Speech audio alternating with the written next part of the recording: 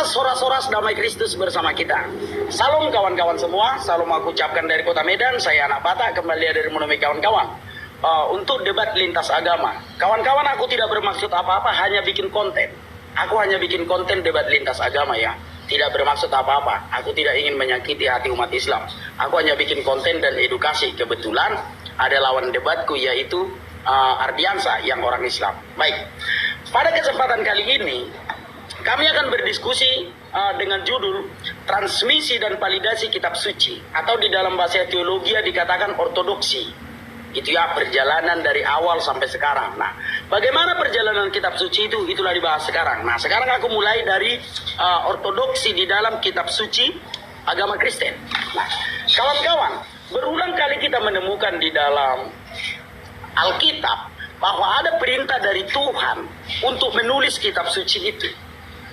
Gitu ya, ada perintah dari Tuhan untuk menulis Kitab Suci itu. Contoh, kalau kita lihat ketika Musa berbicara dengan Tuhan dan menyampaikan segala sesuatu kepada Musa, Tuhan memerintahkan Musa untuk menuliskannya.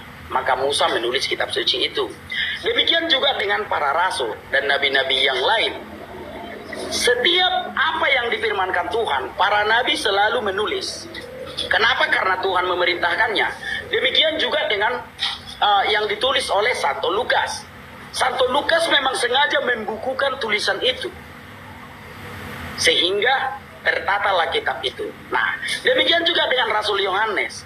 Rasul Yohanes diperintahkan oleh Tuhan Yesus untuk menuliskan apa yang disampaikan Tuhan Yesus. Nah, sehingga para nabi terdahulu memang menulis kitab itu, dan para rasul menulisnya. Dan tulisan-tulisan itu diserahkan kepada Santo Polikarpus yang menjadi uskup Smyrna.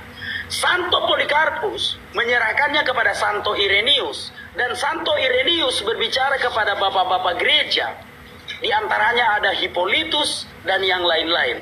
Sampai sekarang manuskrip yang ditulis para nabi masih tersimpan di Museum Kekristenan, yaitu di dasar kekristenan itu, yaitu yang ada di Vatikan. Manuskrip yang asli Alkitab itu sampai sekarang masih ada di Vatikan. Ada yang bisa diakses di internet, ada yang tidak bisa diakses. Karena untuk validasi manuskrip ini tidak sembarangan bisa diakses orang. Nah, kawan-kawan, jadi manuskrip Alkitab itu disimpan di Vatikan dan di Museum Israel. Sampai sekarang masih ada. Itulah manuskrip Alkitab dari Kejadian sampai Wahyu. Nah, mungkin itu dulu yang kusampaikan untuk pembukaan ini tentang ortodoksi atau transmisi dan validasi Kitab Suci agama Kristen itu. Horas. Ya, waktu habis tepat 3 menit ya. Oke, saya riset dulu. Terima kasih anak Batak. Sekarang giliran Bang Ardian. Waktu dimulai saat Bang Ardian berbicara.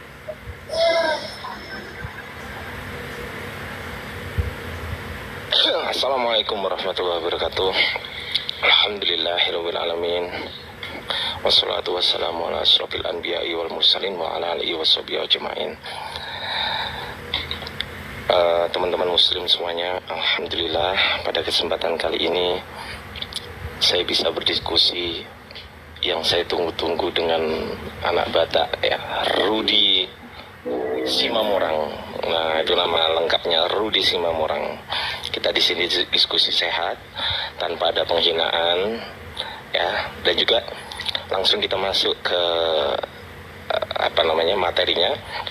Materi di sini adalah transmisi dan validasi Kitab Suci. Kita langsung buka data teman-teman ya. Apa itu transmisi, apa itu validasi, kita cek ya. Hentikan waktunya dulu, saya mau open cam dulu, balik kamera. Baik. Gimana caranya nih? Udah berhenti waktunya. Putar kamera. Oh gini. Udah. Beda. Oke, cek ya. Oke. Ya, sip. Kita akan berbicara mengenai transmisi teman-teman ya. Dari Kamus Besar Bahasa Indonesia, transmisi itu apa?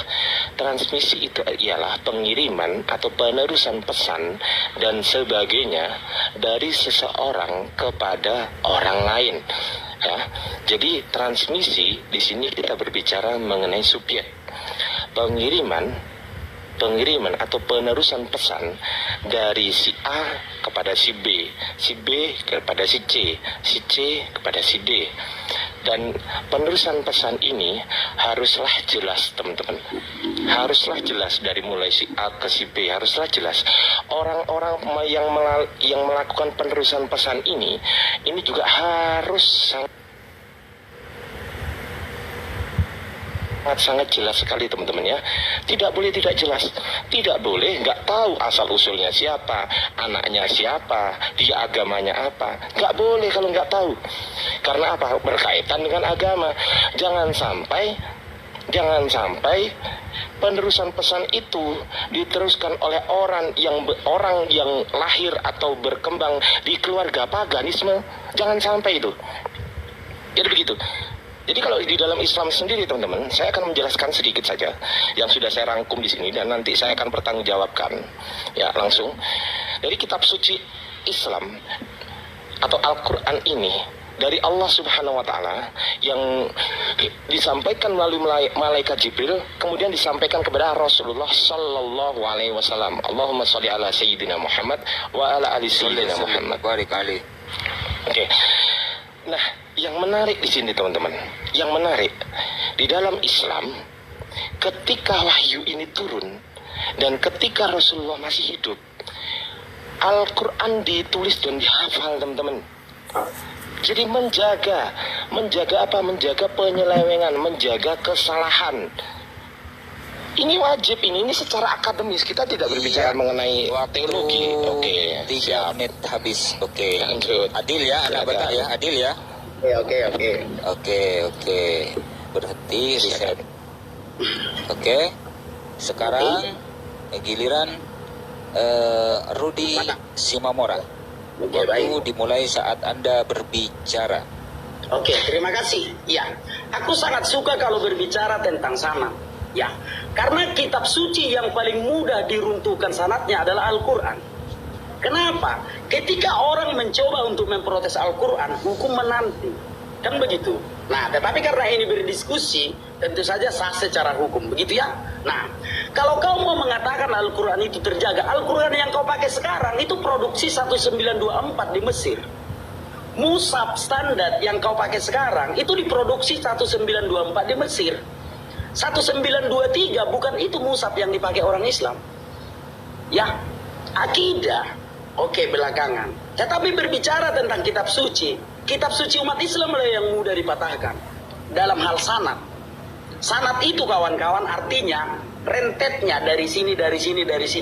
Mushaf standar yang kau pakai sekarang saja itu baru dibikin 1924 di Mesir. Bagaimana kau mau melawan Alkitab yang validasinya sudah mendunia? Nah, apakah hanya anak Batak yang membongkar ini? Tidak. Dari dulu ini sudah dibongkar, tapi selalu masuk penjara. Dari dulu ini sudah dibongkar, tapi selalu ditangkap polisi.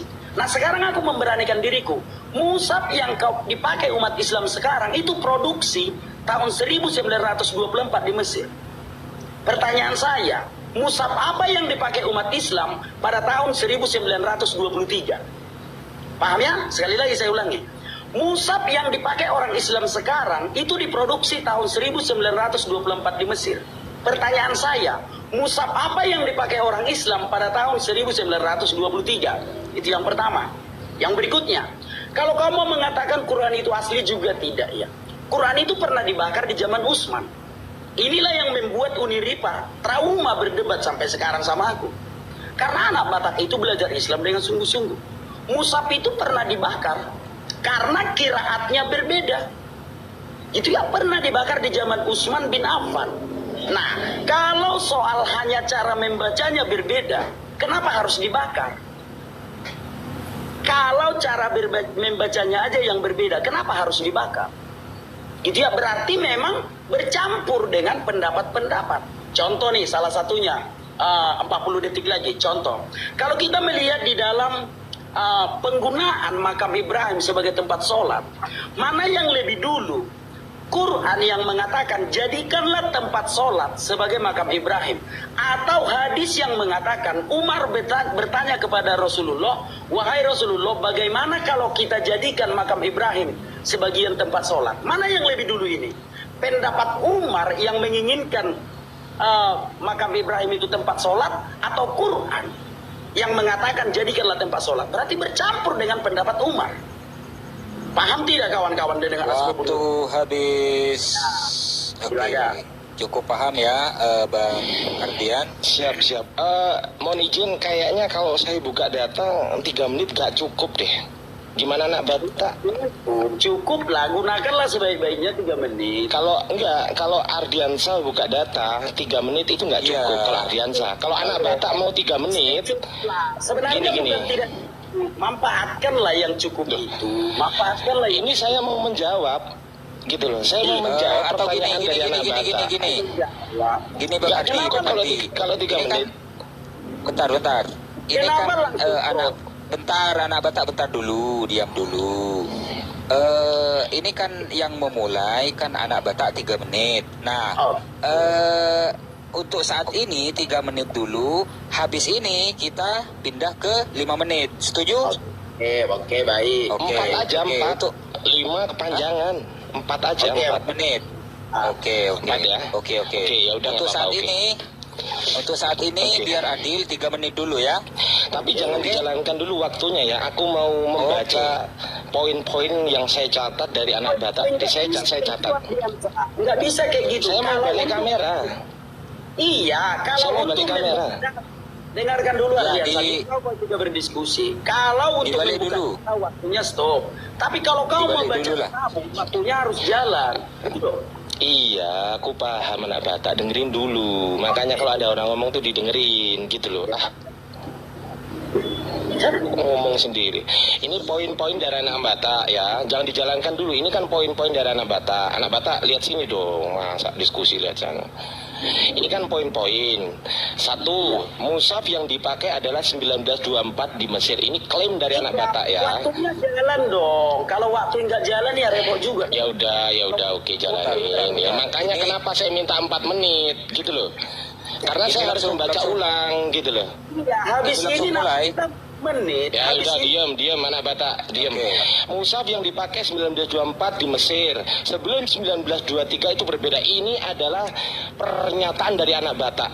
Sebelum 1923 itu berbeda. Nah, sekarang saya akan membuktikan yang 1924. Nanti silakan membuktikan kepada saya pernyataan Anda, klaim Anda ini sebelum 1923 itu berbeda. Tunjukkan kepada saya nanti yang 1923 ini berbeda dengan 1924. Saya akan tunjukkan dulu yang 1924 ya. Yang 1924 ini ya teman-teman, di Islamic Awareness.org bukan blogspot ya. Saya jawab teman-teman ya. The modern Cairo edition prepared at Al-Azhar in the 1920-an ini poinnya, is based on one of the 7 reading permit. Ini is based on one, berdasarkan 1 dari 7 ahruf yang diizinkan. 7 ahruf yang diizinkan oleh Ibnu Mujahid, that of Abu Bakar Asim, as transmisi by Hafs bin Sulaiman Hafiz, diizinkan. Tuh terjawab nih ya. The modern Cairo edition prepare at Al-Azhar in the 1920-an ini berbasiskan pada 1 dari 7 ahruf yang diizinkan. Jadi Al-Quran diizinkan 7 ahruf, jadi nggak ada yang beda. Nah sekarang saya balik dari pernyataan anak Batak tadi. Anak Batak menyebutkan sebelum 1923 itu berbeda. Tunjukkan kepada saya 1923 itu berbeda dengan 1924. Itu 1. Kemudian yang kedua, di sini mushaf apa yang digunakan pada tahun 1923? Nah, saya jawabnya. Sekarang saya jawab, mushafnya tetap mushaf Utsmani. Nah, sekarang di sini ini tolong buktikan ya. Buktikan kepada saya sebelum 1923 itu berbeda dengan 1924. Buktikan kepada saya. Quran dibakar oleh Utsman karena qiraatnya berbeda. Dengerin. Ya, di sini kitabnya, teman-teman. Kodifikasi Al-Quran kita cek. Tafsir Al-Qurtubi ya teman-teman, ntar dulu kita cek dulu tafsir Al-Qurtubi. Ya, di sini jilid 1 kita cek di sini. Alasan Utsman membakar dan menyalin ulang. Utsman melakukan tindakan pembakaran itu karena pada saat itu manusia berbeda-beda dalam hal cara membaca Al-Quran. Akibat tercerai-berainya sahabat di berbagai negeri, kondisi pada saat itu semakin parah dan perbedaan dalam hal cara membaca Al-Quran. Ingat, cara membaca Al-Quran ini pun kian besar. Bukan Qurannya yang berbeda, tetapi cara membaca Al-Quran ini pun kian besar, serta kebergantungan mereka kepada riwayat yang mereka terima. Di antara Waktu penduduk Syam, itu kan cuma 3 menit, 5 menit, saya minta 5 menit. 5 menit aja, Ya, 5 nggak menit, cukup habis ini. ini 5 menit ya. Aku duluan. Ya 5 menit, aduh nggak cukup ini. Aku duluan 5 menit. Iya, kamu dulu 5 menit ya. Bentar, aku ini ya, aku ambil charger dulu ya, biar HP ku nggak mati di tengah jalan ya. Aku Ya, ambil ya. charger dulu, anak Batak. Oke.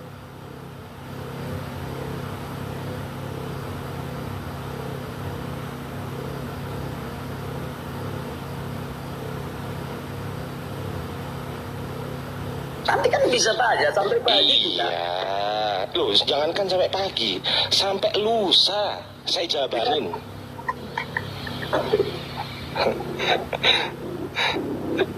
Oke.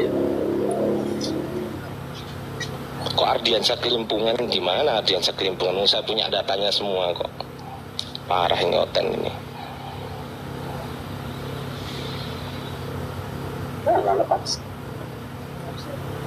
Jam berapa di situ sekarang lagi? Jam 9 kurang seperempat. Jam berapa kok 9 kurang seperempat? Jam berapa? Jam 9 kurang seperempat. Jam 20 lebih berapa? Jam 20.47, 24. Nah gitu dong. Masa ditanya orang jam berapa 9 kurang seperempat?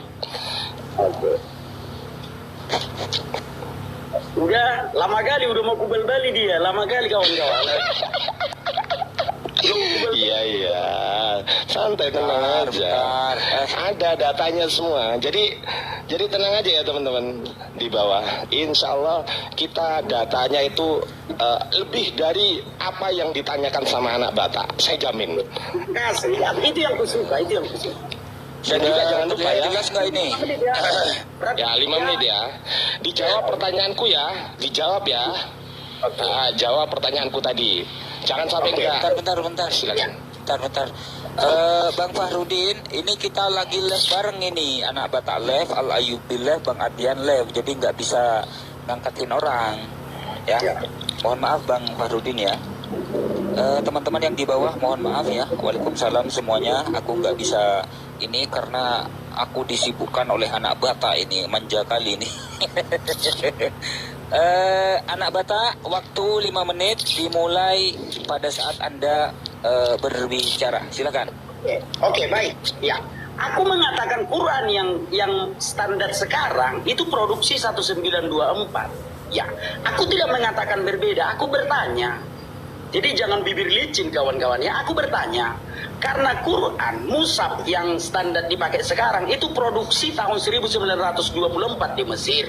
Pertanyaan saya, mushaf apa yang dipakai 1923? Itu ya pertanyaan saya ya.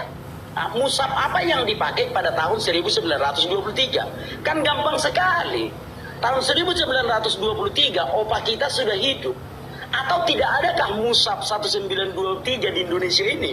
Gak mungkin dong. Karena Islam itu sudah ada sejak ratusan tahun yang lalu. Bagaimana mungkin sekitar 100 tahun yang lalu belum ada mushaf? Kan gampang.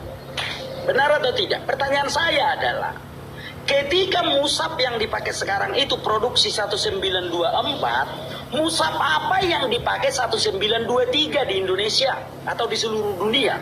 Simpel kan? Sesimpel itu. Jadi jangan bibir licin. Aku tidak mengatakan berbeda. Kau mau jebak aku, jangan coba-coba. Aku tidak mengatakan berbeda ya. Tidak mengatakan berbeda. Sekali lagi kuulangi.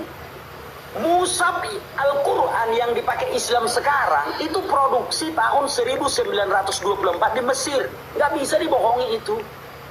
Itu nggak bisa dibohongi. Tahun 1924 lah itu ditempah di Mesir, dicetak di Mesir.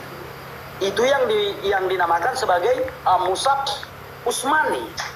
Nah, pertanyaan saya, tahun 1923, mushaf yang mana yang dipakai? Al-Quran yang mana yang dipakai? 1923. Gampang kan? Nah, itu kau jawab nanti. Baru berikutnya, Utsman bin Affan memang membakar kok. Memang Utsman bin Affan memang membakar Al-Quran itu kok. Itu faktanya. Kenapa dibakar? Kau tadi mengatakan karena cara bacanya berbeda. Kalau cara bacanya berbeda, ngapain harus dibakar? Ngapain harus dibakar kalau cara baca berbeda? Ya perbaiki aja cara bacanya. Kalau memang tulisannya tidak berbeda ya. Gitu loh. Kalau memang tulisannya tidak berbeda, hanya cara bacanya aja yang berbeda, ngapain dibakar? Ya tinggal dibaguskan aja. Para sahabat berkumpul. Oh, ini cara bacanya di sini, ini cara bacanya di sini. Bukan mesti dibakar. Nah, kenapa dibakar? Maka aku berasumsi, jangan-jangan tidak sama. Begitu ya, itu asumsiku. Di zaman Utsman bin Affan. Ini ceritanya di zaman Utsman bin Affan. Contoh nih. Satu alasan, makanya aku mengatakan itu dibakar. Karena bercampur dengan perkataan Nabi Muhammad itu bercampur dengan perkataan Allah. Contoh, kalau kita menemukan contohnya di dalam Quran surah Al-Baqarah ayat 125. Jadikanlah sebagian makam Ibrahim sebagai tempat sholat. Kan itu yang tertulis di dalam Quran surah Al-Baqarah ayat 125. Nah, aku menemukan di dalam hadis riwayat Al-Bukhari, yaitu Umar berkata kepada Nabi Muhammad, wahai Rasulullah, bagaimana kalau kita jadikan sebagian makam Ibrahim tempat sholat? Nah, yang mana dulu ini yang lebih duluan? Apakah Allah yang memerintahkan makam Ibrahim itu dijadikan tempat sholat, atau Umar yang bertanya kepada Nabi Muhammad? Kalau pertanyaan Umar lebih dahulu, kalau permintaan Umar lebih dahulu yang mengatakan kepada Nabi Muhammad, wahai Rasulullah, bagaimana kalau kita jadikan sebagian makam Ibrahim tempat sholat, lalu turunlah ayat Al-Baqarah ayat 125, jadikanlah sebagian tempat Ibrahim makam sholat. Bukankah ini membuktikan pendapat Umar bercampur dengan Al-Quran? Atau Al-Quran turun atas permintaan Umar? Ayo, bagaimana cara berpikirnya? Kalau lebih dulu hadis itu, berarti Al-Quran itu turun karena permintaan Umar. Karena Umar berkata, wahai Rasulullah, jadikanlah sebagian makam Ibrahim tempat sholat. Itu kan permintaan dari Umar. Lalu turun ayatnya, Al-Baqarah ayat 125, wahai Rasulullah, katakanlah, jadikanlah sebagian makam Ibrahim tempat sholat. Bukankah kita bisa waduh, Mabes Polri katanya udah diketik di bawah. Susah memang kawan-kawan. Udah diketik di bawah Mabes Polri. Tapi oke lah, aku bertanggung jawabkan ini karena ini berdasarkan data. Udah, bukankah pendapat Umar yang meminta makam Ibrahim tempat sholat bercampur dengan Al-Quran? Ayo, siapa yang bisa menjelaskan itu? Siapa yang bisa menjelaskan itu? Silakan. Waktu habis tepat 5 menit.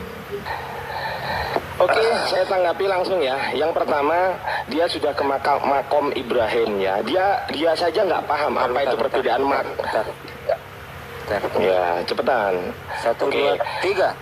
Dia saja nggak paham apa itu perbedaan makam Ibrahim dan juga makom Ibrahim. Dia nggak paham, teman-teman ya. Dia katanya beda.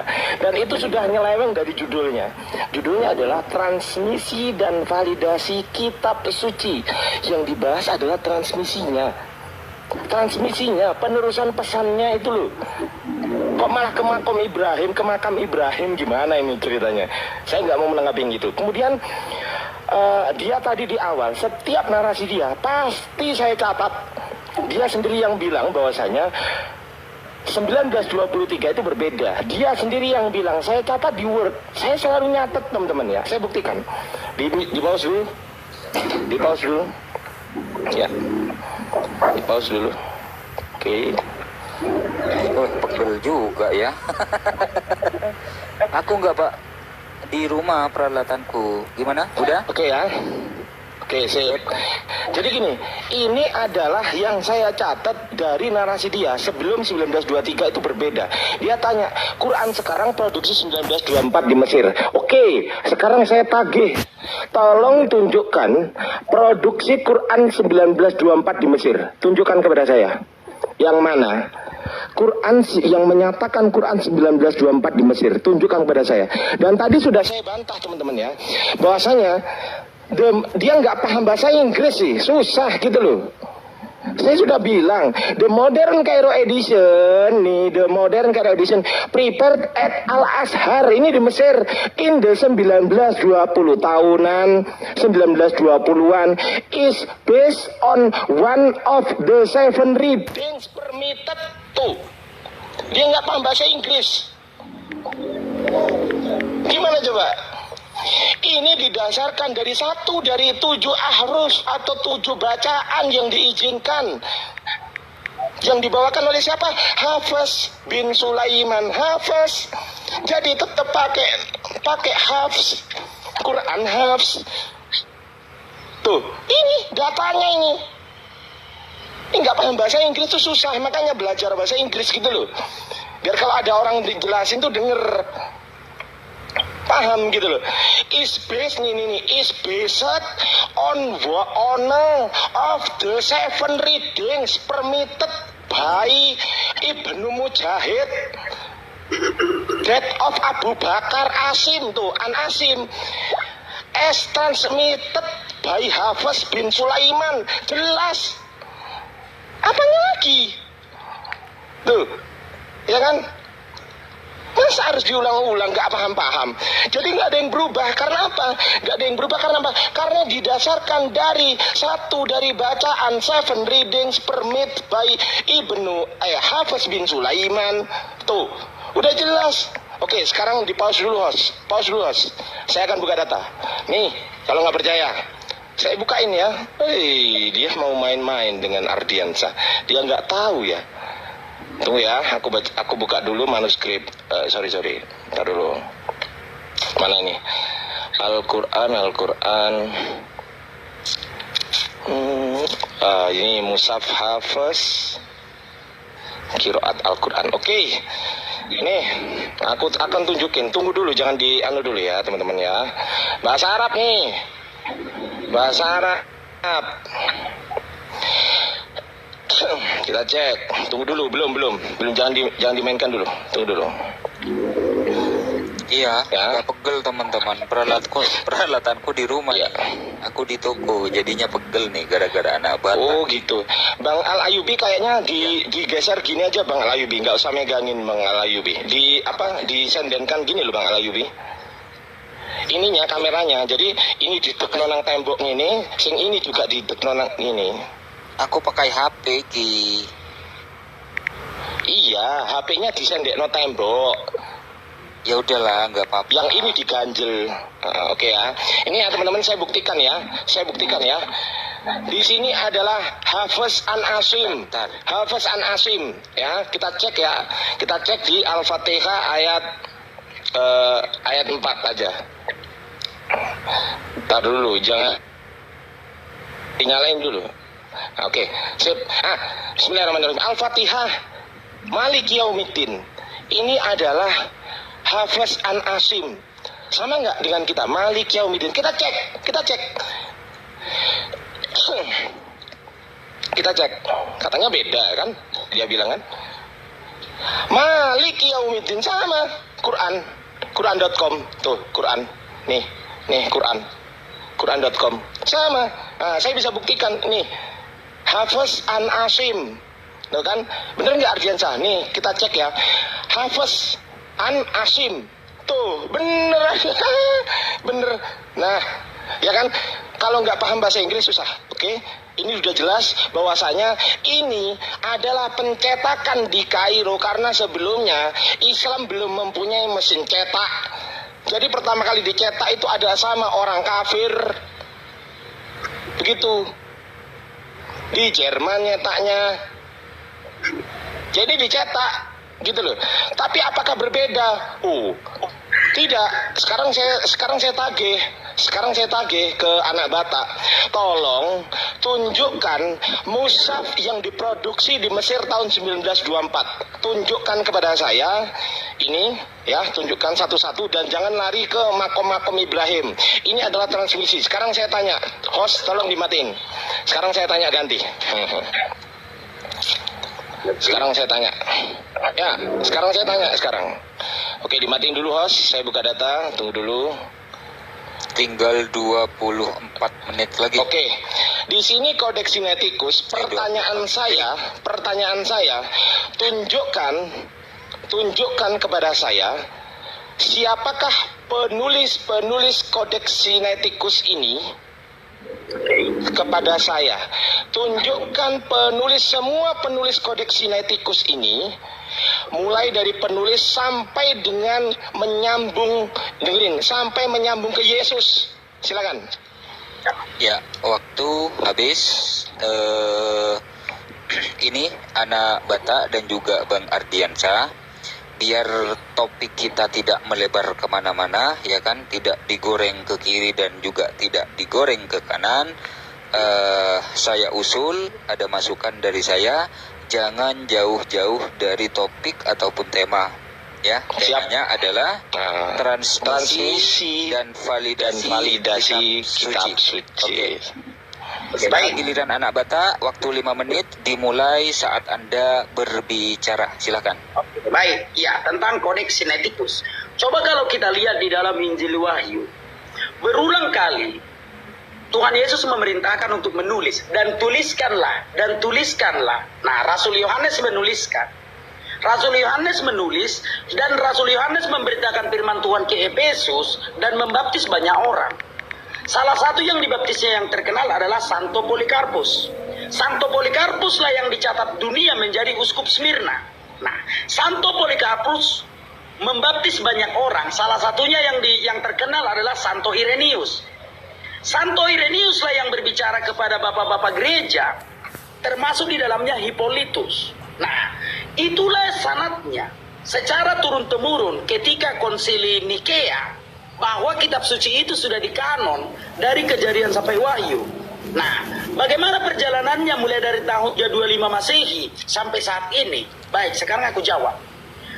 Pemberitaan firman Tuhan itu sampai ke Jerman, yang dilakukan oleh Gereja Timur, yang dilakukan oleh Vatikan. Nah, di Jerman muncullah Protestan.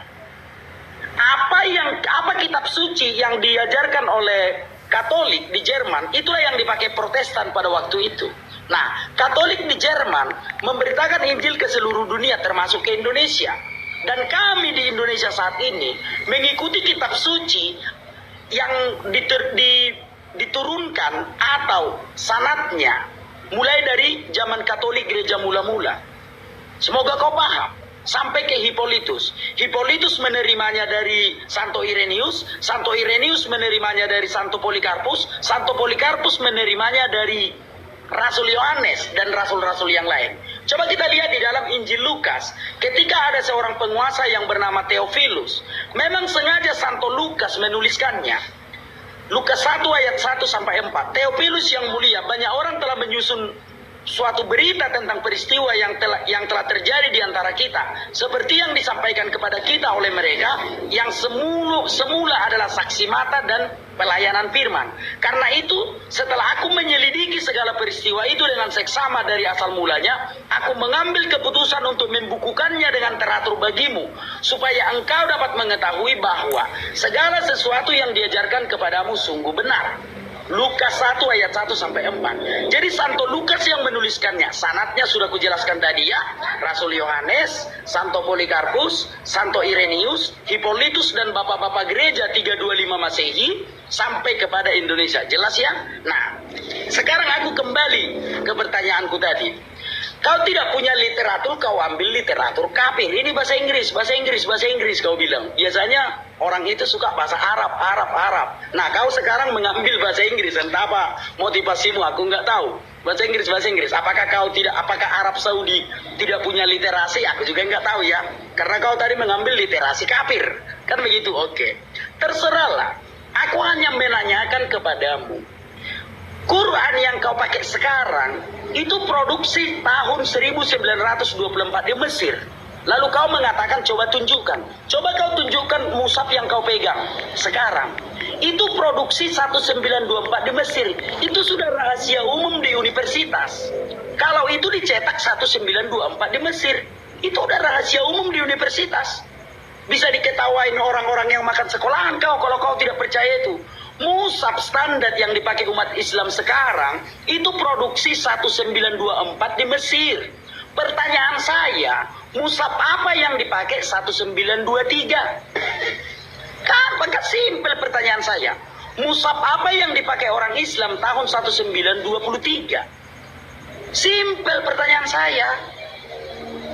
Ketika seluruh ulama umat Islam di Indonesia percaya bahwa mushaf yang kau pakai sekarang itu produksi 1924. Pertanyaan saya, mushaf apa yang dipakai 1923? Simpel pertanyaan saya.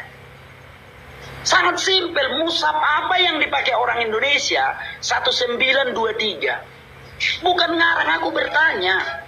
Gitu loh. Oke, 30 detik. Kau bilang tadi karena Islam belum punya mesin cetak. Oke lah. Anggaplah Islam itu umat terbelakang. Bagaimana mungkin tahun 1923 Islam belum punya mesin cetak? Kalau kau mengatakan tadi Quran itu dicetak di Jerman, coba kau tunjukkan Quran mana yang dicetak di Jerman. Kau sendiri loh yang ngomong Quran itu dicetak di Jerman. Coba kau tunjukkan Quran yang dicetak di Jerman. Bukan aku yang mengatakannya, ya dia yang bilang tadi. Waktu Silakan. habis. Dari tadi saya nunjukin data, tapi dia nggak ada sama sekali nunjukin data. Ini debat model apa ini? Saya pakai data, saya tunjukkan data. Dia sama sekali nggak pakai data, gitu loh. Kan yang aku sampaikan itu tadi semua data. Mohon izin bentar. Kalau tunggu. Ini apa namanya moderator? Saya dari tadi open cam data. Dia sama sekali nggak nunjukin data. Apa? Itu sudah sesuai data. Saya nggak mau. Saya maunya ditunjukkan datanya. Begini. Udah Saya tengahi. Nggak boleh dong. Itu namanya ngarang asumsi. Bentar. Saya tengahi bentar. Begini. Di komalnya Bang Ardian pasti banyak yang menonton. Bentar anak bata. Di komalnya anak bata juga pasti banyak yang menonton. Dan di komalnya Al Ayubi ini kita mengedukasi penonton ya.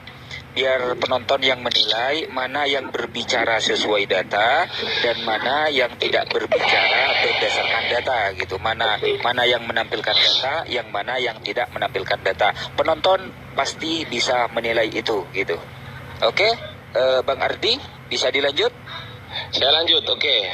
Saya open cam dulu ya. Saya balik dulu kamera saya.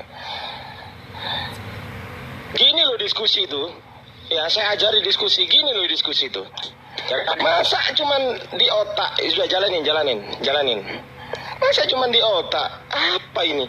Yang saya tanyakan itu adalah siapa penulis Kodeks Sinaiticus? Tunjukkan ke saya nih. Saya contohkan siapa penulis Al-Quran. Langsung saya jawab, penulis Al-Quran di sini adalah Ubay bin Ka'ab, Muadz bin Jabal, Abu Zaid bin Sabit.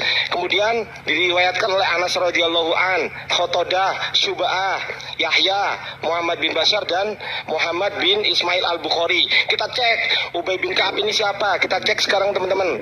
Ubay bin Ka'ab ini meninggal tahun 32 Hijriah. Di sini jelas nama panggilannya Abu Al-Munsir. Dia nasabnya dari ini. Nah, ini loh yang saya mau. Tunjukkan kepada saya siapa-siapa sajakah dari Kodeks Sinaiticus itu penulisnya, kemudian biografi perawinya sampai kepada Yesus, transmisinya sampai kepada Yesus. Tunjukkan kepada saya. Ada tahun matinya, tuh tahun wafatnya. Kita cek Muadz bin Jabal. Ini nama panggilannya Abu Abdurrahman. Dia meninggal tahun 18 Hijriah. Tuh jelas. Kita cek lagi. Di sini Zaid bin Sabit. Tuh dia meninggal tahun 45 Hijriah. Kita cek lagi perawinya tadi ada siapa? Anas bin Malik. Dia meninggal 91 Hijriah. Loh, masuk akal? Coba sekarang yang saya tanyakan kepada Anda, gitu loh. Tolong tunjukkan kepada saya bagan transmisinya. Ya bagan, saya minta bagan. Saya nggak mau kalau cuma cuap Santo Irenaeus ini di sini. Saya nggak mau itu. Saya maunya kayak gini. Tunjukkan, nah ini Kodeks Sinaiticus .org. Nah gini, tunjukkan sini. Tadi dia bilang katanya bahasa Inggris. Loh, memangnya kenapa? Ada apa dengan bahasa Inggris yang saya gunakan? Bermasalah. Hah? Emangnya di Inggris nggak ada orang Islam? Yang bermasalah. Ini bisa saya buat bahasa Indonesia, bisa aja. Tapi ini kan data. Ya kan? Tadi dia tanya mushaf apa? Saya sudah jawab dari awal. Mushaf Utsmani, saya sudah jawab. Sama. Nih, saya tunjukkan mushafnya. Tuh. Sekarang tunjukkan kepada saya. Tunjukkan kepada saya, ya. Papirusnya, papirus, dengerin ya. Saya minta papirusnya dari mulai Matius sampai Wahyu. Tunjukkan papirusnya kepada saya. Nah, ini papirusnya ini. Ini Quran ini. Ini pakai kulit binatang. Tuh, lengkap. Di sini ada ya, teman-teman ya. Di sini ada Al-Fatihah, Al-Baqarah, Ali Imran, An-Nisa, Al-Maidah, tuh. Al-An'am, tuh. Di sini juga ini berapa halaman? 822 halaman. Tuh, udah jelas. Dan juga ini ditulis pada saat kapan. Nah, sekarang kita cek teman-teman.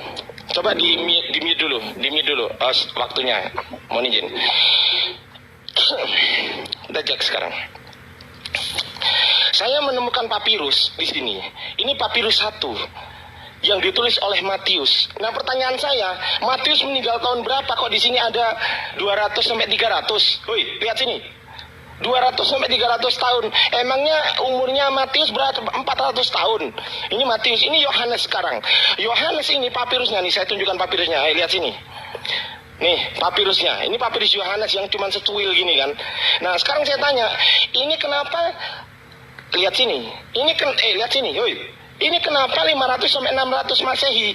Ini yang nulis siapa? Yohanes 12. Gitu loh. Nah, ini siapa yang nulis? Kok sampai umurnya Yohanes 500-600 tahun?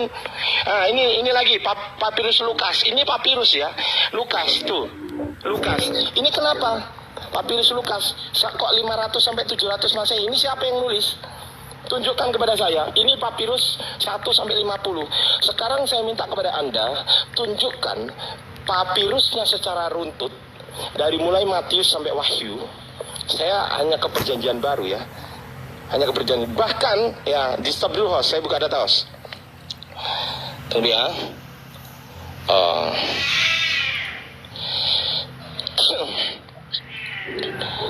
Bahkan di Ibrani ini sejarah.sabda.org. Nah, gini loh diskusi itu. Tunjukkan. Masa cuma modal congor. Ini Ibrani, siapa penulisnya? Tidak disebutkan Ibrani. Nah, kita ke Perjanjian Lama. Penulisnya hakim-hakim siapa? Tidak diketahui. Tuh, ini di sini Rut, kitab Samuel. Kita perut dulu. Rut penulisnya siapa? Tidak diketahui. Lihat sini, biar pinter. Nah, tuh.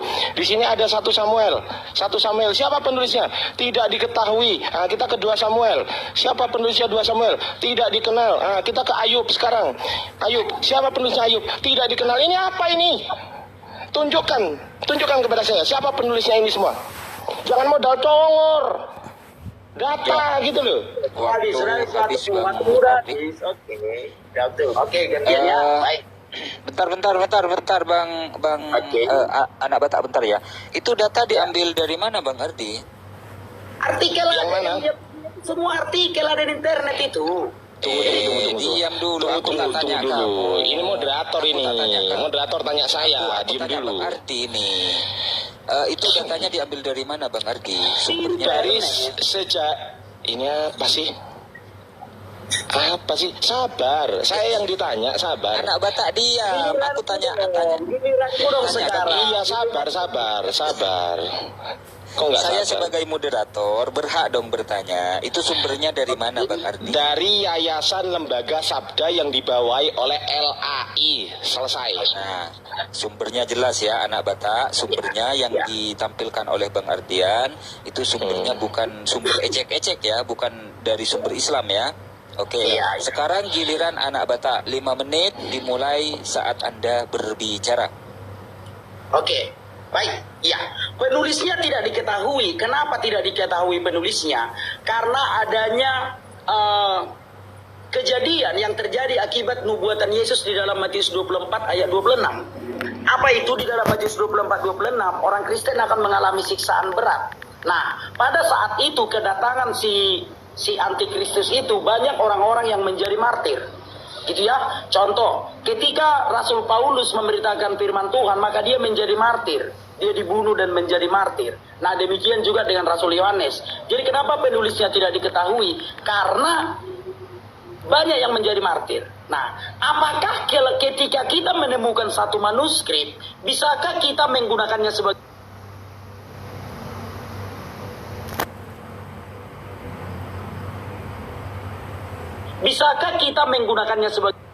kita menemukan satu manuskrip, bisakah kita menggunakannya sebagai kitab suci?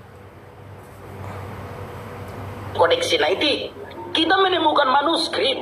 Manuskrip itu yang kita temukan dan itu dijadikan kitab suci. Makanya penulisnya tidak diketahui. Karena yang penting adalah manuskrip yang ditemukan ini. Bukan soal siapa penulisnya. Nah, siapa penulisnya, tentu saja kita akan ketahui dari ayat Alkitab itu. Contoh Rasul Yohanes. Ketika ditemukan satu manuskrip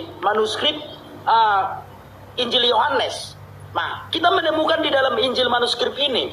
Dan tuliskanlah kepada jemaat di Laodikia. Ya tentu saja Rasul Yohanes lah yang menulisnya. Sesuai dengan yang ada di manuskrip itu. Paham ya? Dan sudah aku katakan tadi. Seluruh data yang kau buka itu artikel. Semua bisa mengakses itu di internet. Semua bisa mengakses itu. Hanya artikel itu. Entah di Wikipedia, entah di blog yang lain. Itu bisa diakses anak TK bahkan. Gitu ya. Itu bisa diakses anak TK. Karena itu ada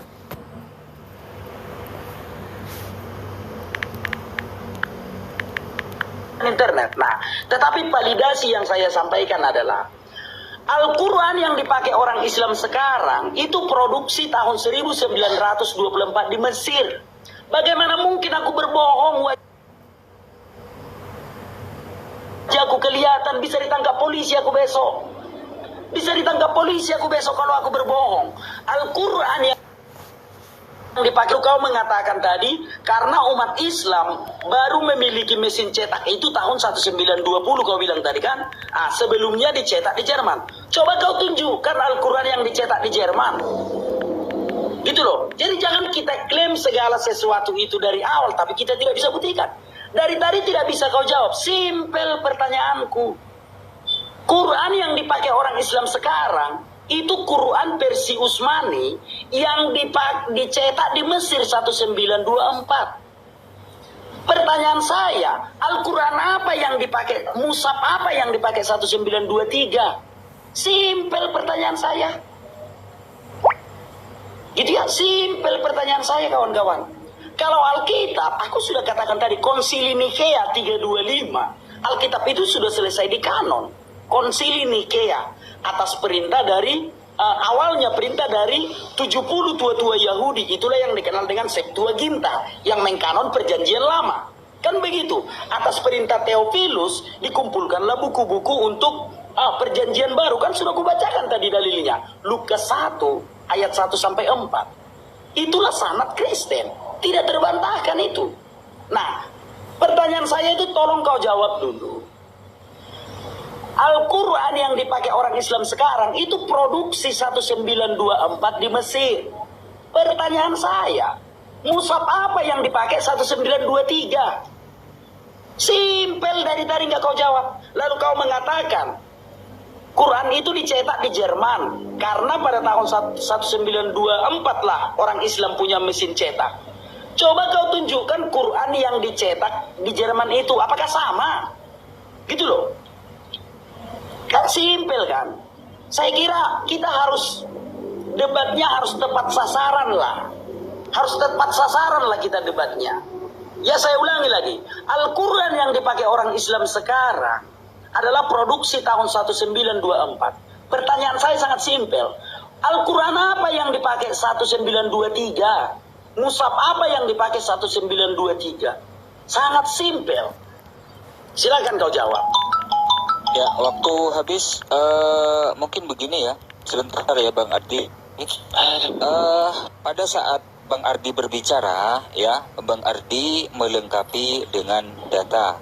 Dan saya berharap pada saat anak Batak berbicara nanti nih, habis Bang Ardi ini, anak Batak ini juga menampilkan data gitu ya, biar imbang, biar apa ya, biar penonton itu teredukasi gitu, biar apa ya, biar tidak terkesan ngibul gitu anak Batak ya. Oke, sehabis Bang Ardi, anak Batak berbicara, silahkan sekalian menampilkan data gitu ya.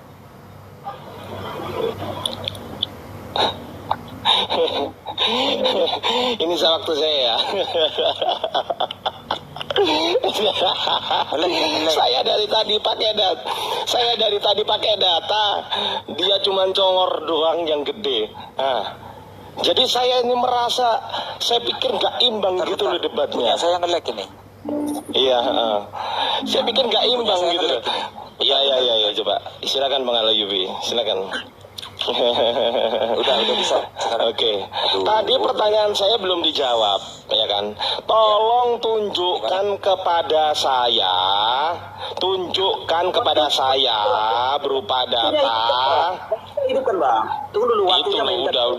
Udah.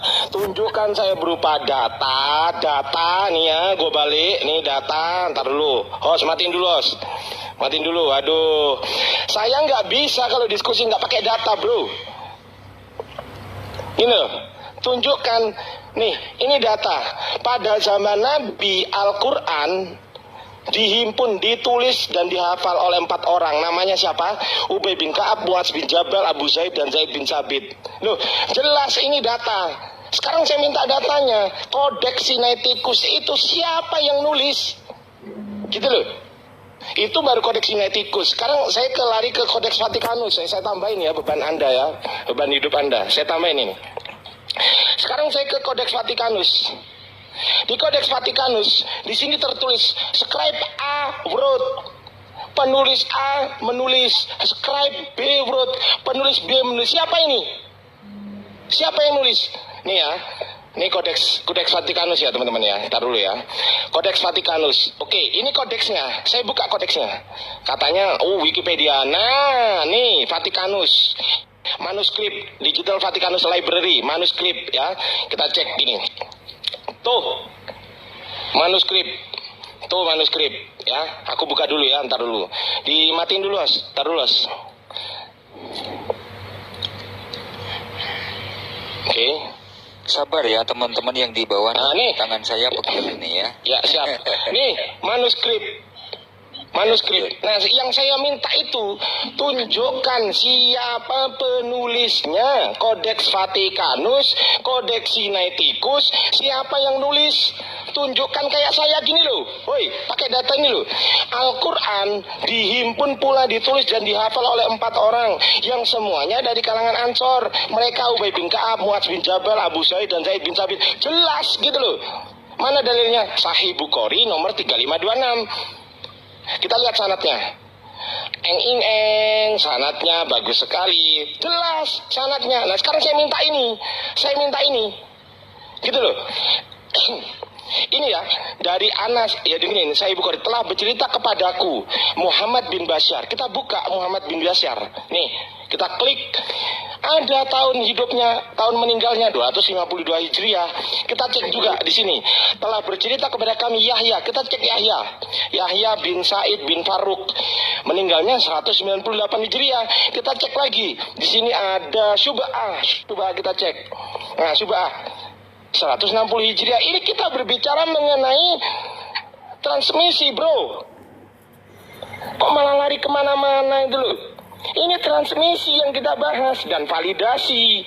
Kok malah lari ke Quran percetakan? Ini sebenarnya nggak nyambung. Itu sudah kritik teks itu nanti.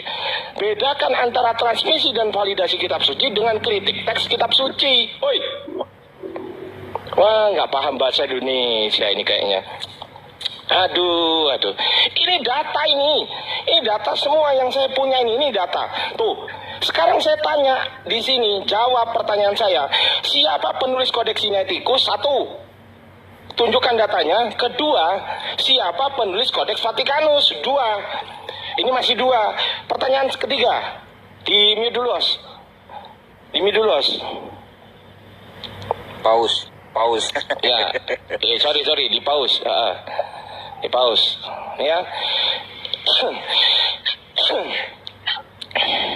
Oke, ntar aku buka data dulu.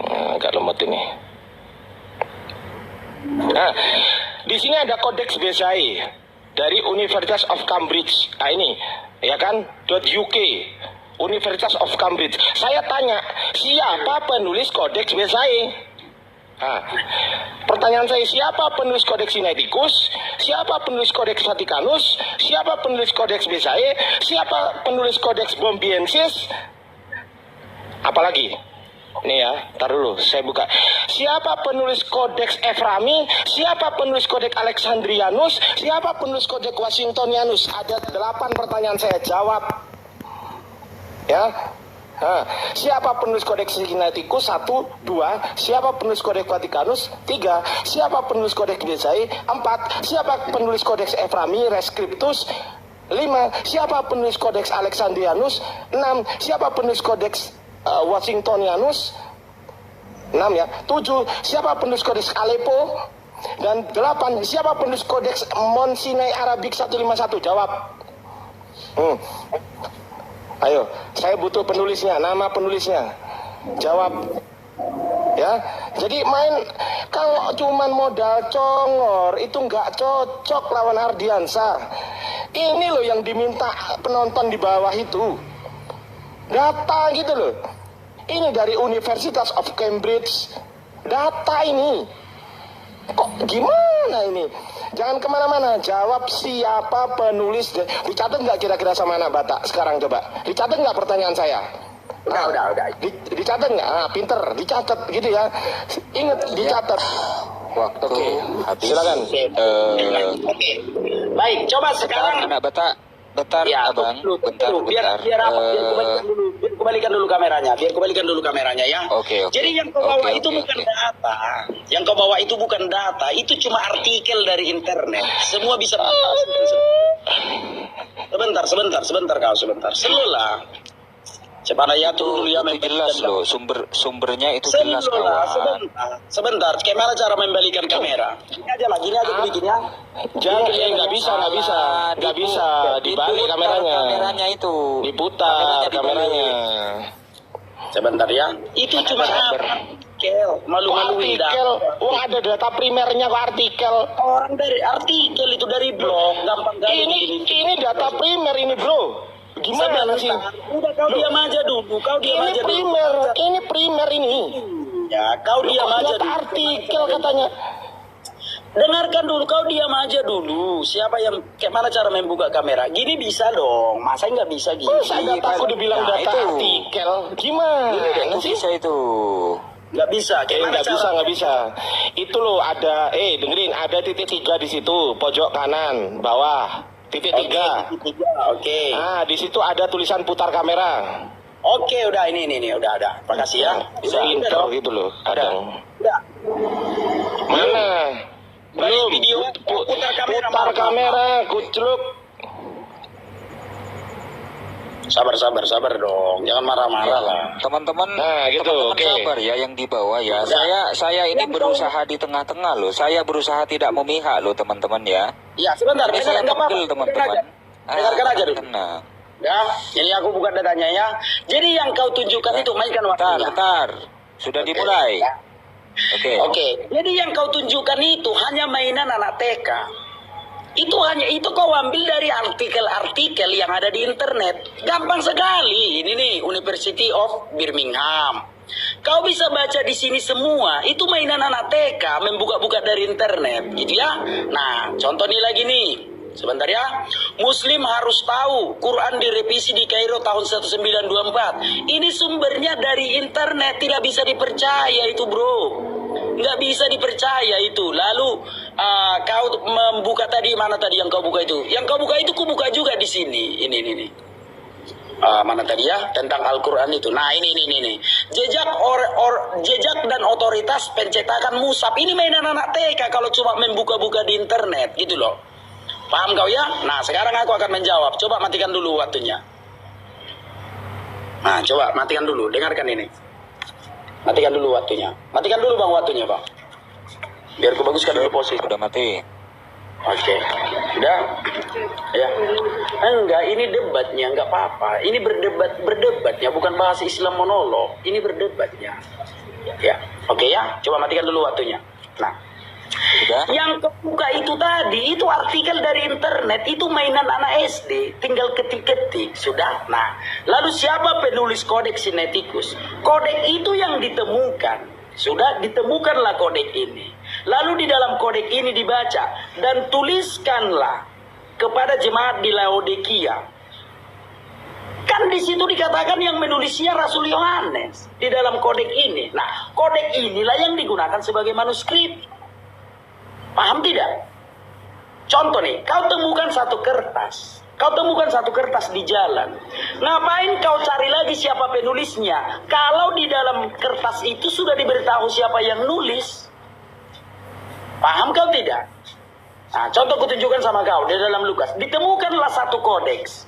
Nah, kodeks ini tertulis demikian.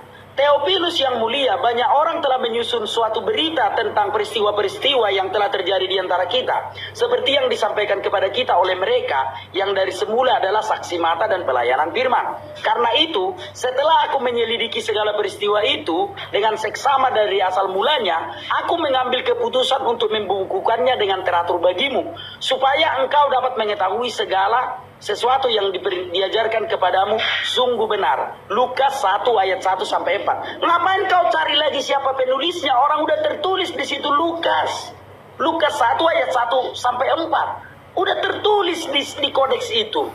Siapa penulisnya? Ngapain dicari lagi? Contoh nih, kubukakan lagi sama kau. Ini ya, kubukakan lagi sama kau. Ini. Inilah, ditemukanlah satu kodeks, ditemukanlah satu manuskrip. Sudah? Nah, tertulislah di manuskrip ini. Inilah wahyu Yesus Kristus yang dikaruniakan Allah kepadanya supaya ditunjukkan. Bentar, anak bentar, saya potong dulu, Dengarkan dulu. Enggak, Ya. gini loh. Aku tadi kan minta kalau kamu ngomong menjelaskan, tolong dong penulis Kodeks Vatikanus ini namanya itu yang dimaksud oleh Bang Ardi gitu loh. Itu yang aku jelaskan. Untuk apa? Di dalam kodeks itu sudah diberitahu siapa yang menulis. Contoh ya. Ditemukanlah satu manuskrip, dibacalah manuskrip ini. Nah, inilah bacaan manuskrip itu. Wahyu 1. Inilah wahyu Yesus Kristus yang dikaruniakan Allah kepadanya supaya ditunjukkannya kepada bentar. Gimana ini Bang Ardi? Apakah mau dilanjut atau gimana? Biar penonton yang di bawah yang menilai, udah biar aja. Oke. Bang anak Batak, ya bentar. Saya cuma mengatur agar supaya diskusi ini berjalan lancar biar tidak saling tuduh gitu loh. Oke, saya serahkan atau kita serahkan kepada penonton yang menyimak biar penonton yang menilai ya. Oke, lanjut anak Batak. Contoh nih, ditemukan satu manuskrip. Nah, manuskrip itu tertulis begini. Inilah wahyu Yesus Kristus yang dikaruniakan kepada Allah. Itu ya. Dari Yohanes kepada jemaat yang di Asia Kecil. Dan tuliskanlah penglihatan Yohanes di dalam Pulau Patmos. Aku Yohanes, saudara dan sekutumu dalam kesusahan, dalam kerajaan dari ketekunan menantikan Yesus. Nah, kalau sudah tertulis demikian, ngapain kita cari lagi siapa yang menulis? Ya Yohanes, karena tertulis di manuskrip itu, aku Yohanes. Ya Rasul Yohanes yang menulis karena ditemukan di tulisan itu. Apa yang perlu dipersoalkan? Tidak ada. Manuskrip inilah yang memberitahukan siapa penulisnya. Paham tidak? Karena di dalam manuskrip ini diberitahukan siapa yang nulis. Penulis Injil Yohanes, ya Rasul Yohanes. Penulis Injil Matius, ya Rasul Matius. Penulis Injil Lukas, ya Santo Lukas. Penulis Injil Markus, ya Santo Markus. Contoh kau temukan surat. Kau temukan satu surat di jalan. Sudah, mau siapapun yang menulisnya, mau siapapun yang mengirimnya. Kalau di dalam surat itu dikatakan dari saya anak Batak, ya berarti saya yang menulis. Itu loh. Nah, sekarang kembali ke pertanyaan saya. Itu ya, kembali ke pertanyaan saya. Apa Quran yang dipakai orang Islam tahun 1923? Karena musab yang dipakai Islam sekarang itu adalah produksi 1924. Pertanyaan saya setiap berdebat cuma satu. Ya, setiap saya berdebat, pertanyaan saya itu cuma satu, tapi belum pernah dijawab. Quran yang dipakai orang Islam sekarang adalah produksi 1924 di Mesir. Pertanyaan saya sangat simpel. Mushaf apa yang dipakai di Indonesia 1923? Simpel pertanyaan saya. Simpel, tolong kau jawab. Sangat simpel pertanyaan saya. Silakan. Ya, waktu habis. Saya nggak tahu ya, apakah yang ditanya oleh Saya maunya anak TikTok. ini nyambung. Saya maunya TikTok aja, sesuai biar topik bisa apa enggak, langsung gitu ya. tanya. Saya maunya TikTok aja, biar bisa tanya langsung. Gimana? Berani nggak? Tapi ini bagiannya ini sekarang, bagiannya Bang Ardi nih 5 menit. Iya, nggak apa-apa. Saya buat Nggak TikTok. apa-apa. Berani nggak, Oke, anak kita Batak? Saya biar langsung bisa langsung tanya, TikTok ya? gitu loh. Ya, tapi Nah, jangan kan modal. ada 2 sesi. Sesi pertama, sesi pakai timer. Sesi kedua TikTok, kan gitu, adil kan? Oke. Berapa lama ini? Berapa lama? Ya terserah, secapeknya. Kan saya bilang, sampai lusa pun aku bilang. Nggak ada masalah, kan gitu kan. Oke, bentar aku buka data ya. Alhamdulillah, tanganku nggak pegel lagi nih kan. 2241, oke. Ntar dulu. Oke, ntar dulu aku buka dulu. Bukhari 2241. Bukhari 2241.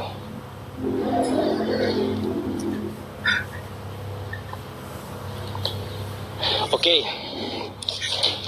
Oke ya. Saya buka open cam, saya balik kamera. Tadi saya sudah menjelaskan bahwasanya Quran 1923 dan 1924 itu nggak ada yang berbeda. Yang berbeda itu hanyalah dia dicetak gitu aja, kan gitu kan. Nah, sudah saya jawab dari tadi sebenarnya, tapi dia nggak paham. Di sini saya sebutkan lagi ya, teman-teman. Ya, tidak ada Di yang sini kau jawab. tunggu dulu, gantian dulu, tunggu dulu, diem dulu. Waktu saya, iya TikTok, tapi kan saya kan ngomong dulu. Nah, ya. Tadi anak Batak bilang, oh ini kan blog artikel. Kalau artikel itu ini blogspot.com. Nah ini baru nggak bisa dipercaya. Contoh, nih Heriansyah Harahap 92 keren abis.blogspot.com. Nah ini nggak bisa dipercaya. Tapi ini data yang saya bawa semuanya adalah .org. Anak Batak tahu nggak .org itu apa? Coba aku tanya dulu, .org itu apa? Jawab. Ke intinya saja. Oh kok sudah jawab dulu, tahu nggak? Sekarang gini. Tahu nggak .org? Loh, Itu baru jawab dulu. .org ini apa? Jawab dulu. .org ini apa? Itu blogspot. Ngarang aja blogspot itu ini, woi. Ini blogspot. Parah ini. Kau diketawain anak IT lo. Gampang sekali Ardi. Kau diketawain anak IT. Ini blogspot kalau ini. Kalau ini blogspot.com. Kalau ini .org. .org itu adalah organization gitu loh. Ini nggak enak. Kalau menang Nah, ya, suara makanya dengerin dulu. Saya sudah jawab tadi. The Modern of Cairo Edition prepared at Al-Azhar in the 1920. Didengerin, 1920. gampang. Coba gini deh. Coba kau dengarkan aku sebentar. Loh, kok lari? Wong ini belum dijawab pertanyaan saya satupun nggak ada yang kamu jawab. Coba. Biaya WhatsApp itu hanya $100. Hanya 100 US dollar. Kita bisa bikin website. Gampang Ya kali. kau bikin aja website. Bisa nggak kira-kira .org? Data dari situ tidak Wah, pantas. parah ini anak Batak, nggak paham. Kalau bikin blogspot ini nggak usah, ini gampang ini. Saja dulu kau jawab saja. Pertanyaan Ini sudah saya jawab. Ya makanya dengerin dulu. Modern Cairo of Edition. Diem dulu. Lo kok kesurupan. Lo ini aku jawab ini. ngomong nggak bisa. Kalau pakai cowok. Kok ini aku jawab ini. Aku jawab. Itu dari website. Ini memang website tapi ORG. islamicAwareness.org gitu loh. Itu websitenya dibikin atau enggak? Gitu loh, itu Ya, dibikin. tapi organisasi ini organisasi bro. Coba aku tanya sama kau, apakah anak SD bisa mengakses itu? Loh, kalau dikasih tahu linknya ya bisa. Nah, Tapi itu pertanyaannya apakah anak SD bisa bikin ini? Bisa nggak anak SD bikin ini? Coba saya mau tanya. Nggak, jawab dulu pertanyaan saya. Bisa nggak anak SD bikin ini? mengaksesnya bisa. Bisa, enggak, saya tanya bikinnya. Bikinnya bisa nggak anak SD bikin ini? Yang bikinnya itu adalah profesor-profesor dibikinnya Lah kayak iya. website. Lah iya. Kayak gitu Lu kok gampang kali. Sekarang kau bikin coba ORG. Bisa nggak anakbata.org gitu? Mohon izin bentar. Enak aja. Mohon izin bentar. Mohon izin Pertanyaan bentar. saya belum dijawab. Ini contoh. Ini manuskrip ini. Ini manuskrip. Manuskrip ini data primer. Itu bukan manuskrip. Lu kok bukan manuskrip? Lu ini loh. Manuskrip ini loh. Woi. Botol banget Mohon ya izin bentar. Allah. Botol banget ini orang. Moderator izin. Silakan, Moderator izin moderator. dulu. Moderator ini. Moderator izin dulu. Ini tulisannya manuskrip ini loh. Moderator izin dulu. Moderator izin ngomong dulu.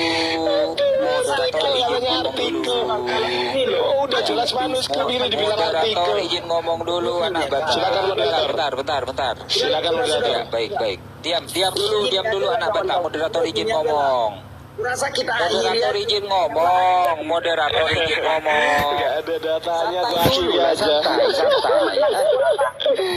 Moderator izin ngomong dulu. Moderator izin ngomong dulu. Aduh, ya bentar gini. Saya rasa diskusi ini kita sudahi saja karena anak Batak tidak tahu apa-apa ternyata ya. Aduh, Teman-teman. Premila. Bukan Emang nggak framing, tahu data-data apa-apa. kau lah itu valid itu loh. Belum Itu ada satu data-datanya valid. seluruh Indonesia yang Manuskrip. Ya sudahlah. Manuskrip. Ini manuskrip Vatikanus ini, woi botol. Ini manuskrip. itu website Ini nggak bakal nyambung ini kalau diterusin Gak teman-teman ya. nyambung ini. Ini gak nyambung anak bata ini. Iya, karena gini data ditolak. Saya pikir kita sudahi sajalah diskusinya ya. Ya ini memang manuskrip ini. Kalau begini, ini bertengkar, ini bukan diskusi ini namanya. Ya sudah anak Batak kita sudahi sajalah. Mungkin lain Gak kali ada begini, datanya anak kok Batak. mau ngocongor doang.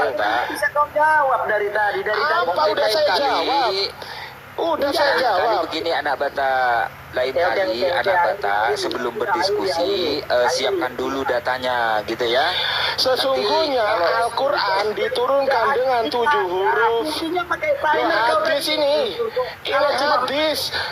Sesungguhnya Al-Quran diturunkan dengan 7 huruf. Maka bacalah oleh kalian yang muda. Ini hadis, oi. Dari tadi bukan kau jawab. Dari tadi Jadi saya jawab hadis. Nah, kita cek sekarang apakah berbeda. Ternyata di Kairo ini, edition Kairo itu diambil based on one of the 7 reading, diambil dari 7 huruf. Oleh siapa? Oleh Imam Hafiz bin siapa? Bin Asim, An Asim.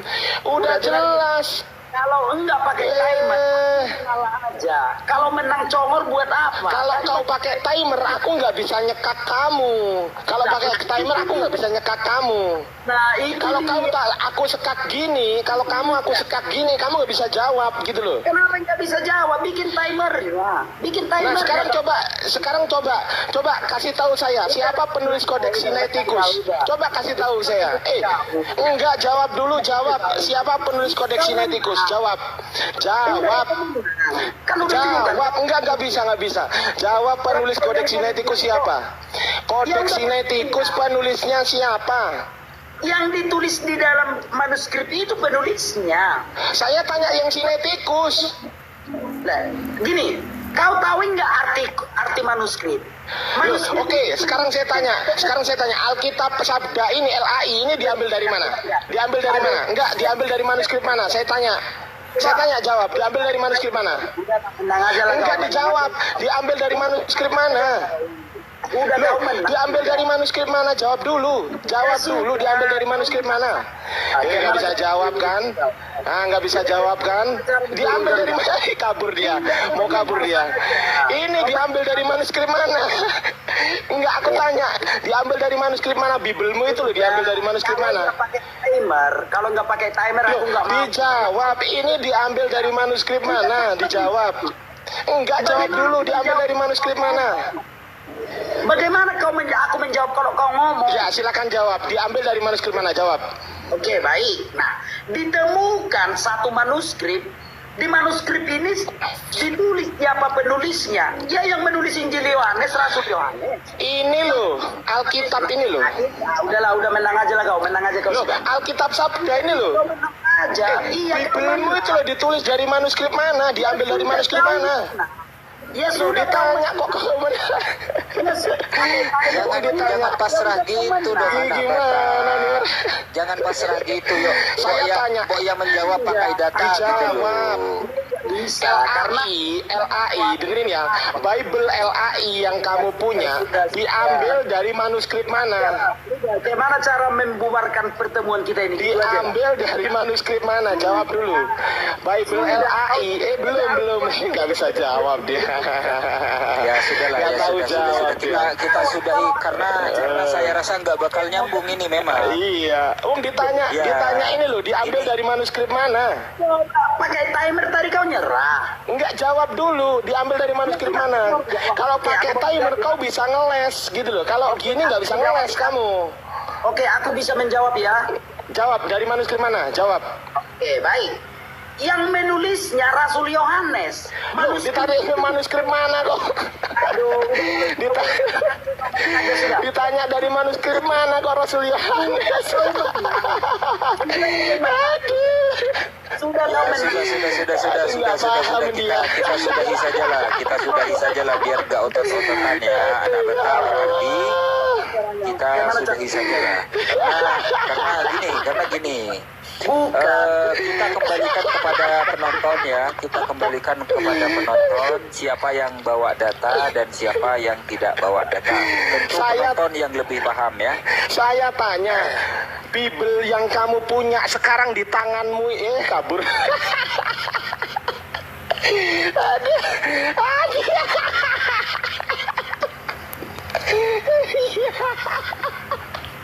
Aduh, Bang Alayubi mending keluar dari sini Aku terus. di toko ini, aku di toko nggak ada peralatan aku, makanya pegel tanganku. Makasih loh, mohon maaf loh Bang Alayubi. Bang Alayubi keluar dari sini masuk ke room saya ya, masuk ya. Oh ya, oke. Keluar dari sini ya. Live dulu ya. Ditanya dari manuskrip mana? Hanes jawabnya. Dia nggak paham manuskrip. Dia nggak paham manuskrip. Aduh. Dia nggak paham Textus Receptus. Dia nggak paham Novum Testamentum. Dia nggak paham itu. Aduh ya Allah ya Rabbal. Oke teman-teman yang lain silakan naik kalau mau naik. Ini aku terima ya. Nah, mana ini? Gimana cara naikin? Gimana cara naikin orang ini?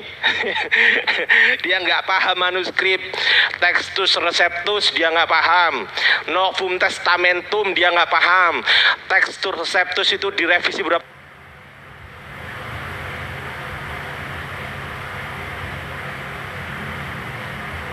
kali, dia nggak paham. Iya. Aduh ya Allah. Ini Al-Ayubi terima. Oke. Ntar dulu aku nerima yang lain ya Bang Al-Ayubi ya. Ya. Teman-teman sebetulnya teman-teman aku yakin teman-teman yang di komalnya Bang Ardian ini banyak yang kesel sama Al-Ayubi nih. Kenapa Al-Ayubi nggak potong gitu? Gini teman-teman, saya menjaga sebagai moderator ya, moderator yang amatir, saya menjaga kenetralan gitu. Giliran anak Batak dipotong, giliran Bang Ardi nggak dipotong, itu yang saya maksud gitu teman-teman.